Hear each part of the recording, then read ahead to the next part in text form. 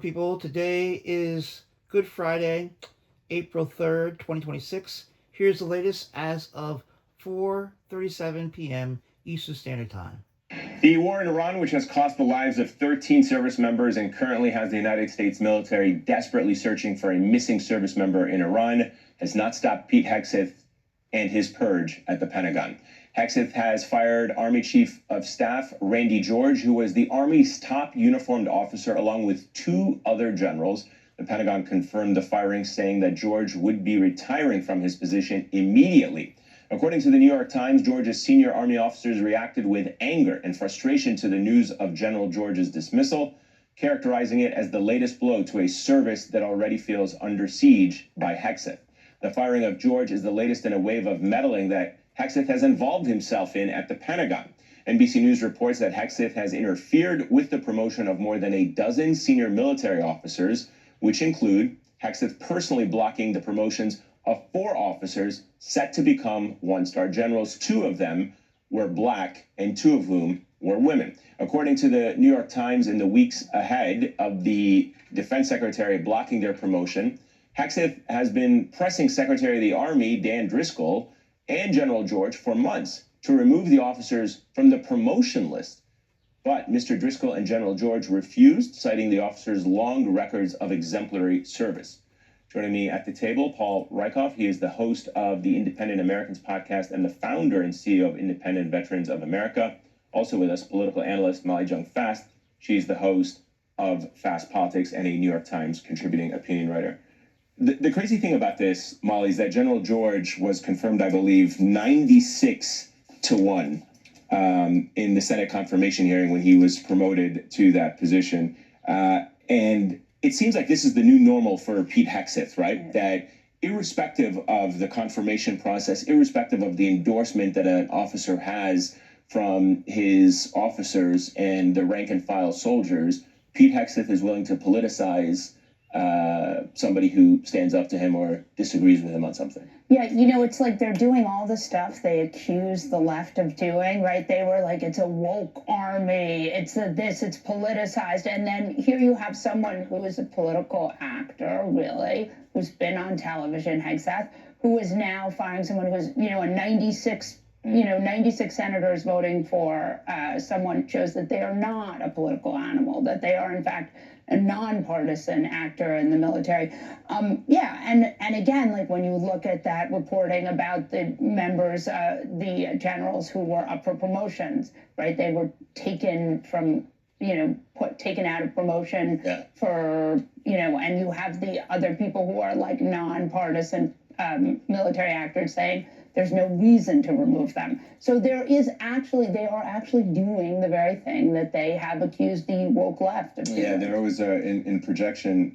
Paul, what do you think this sends? What type of message? We're in the middle of a war.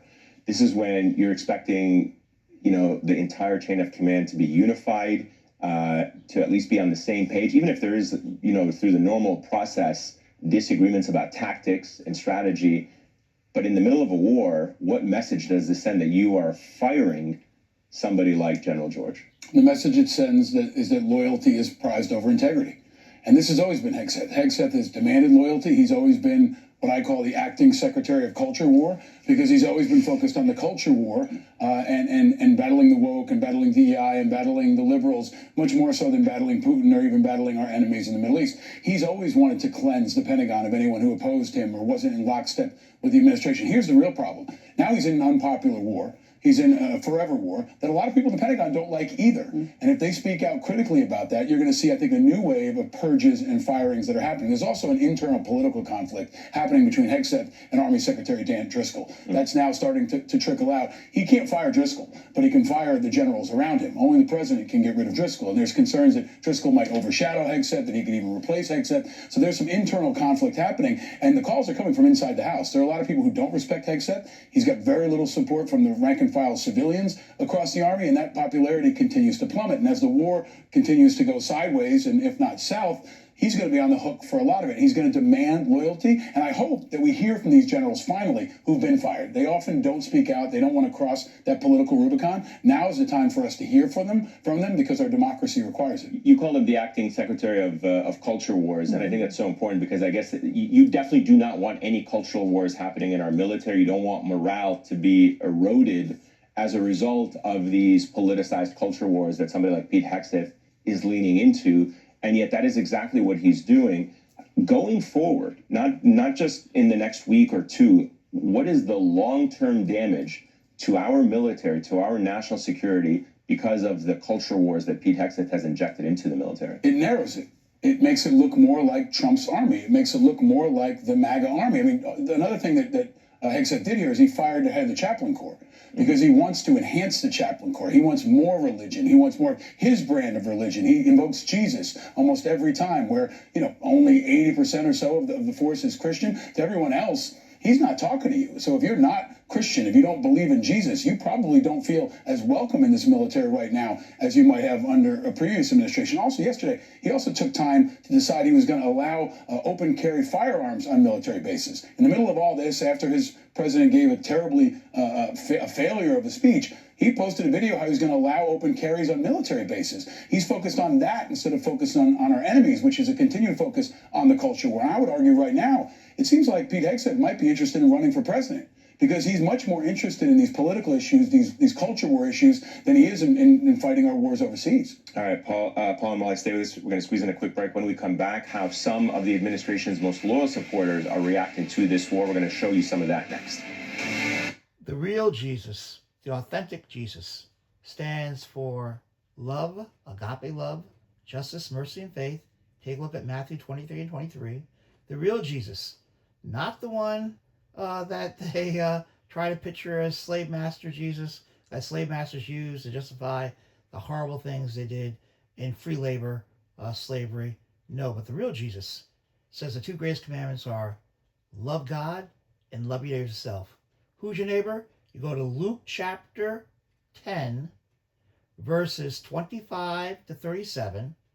There you have the Good Samaritan parable. And the pastor, the preacher, the minister doesn't help the person in need of help.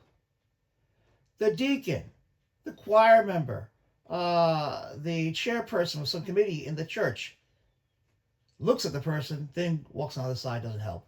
Samaritan, half Jewish, half Arab, has agape love, concern for the fellow human being in need of help, and helps him. So which one was a neighbor, the person in need of help? The one that showed mercy, kindness, concern, compassion. Christ says, go and do likewise. That's who your neighbor is.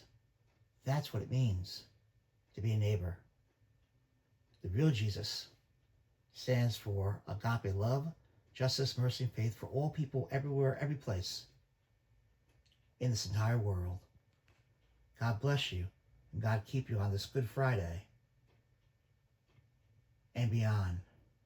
Have a tremendous Easter, Resurrection Sunday, and live your life to make this life the best life, not just for yourself, but for all human beings on this planet known as Earth. Jesus said, I'm come that they might have life and have more abundantly. Bring the abundant life to all people. Amen.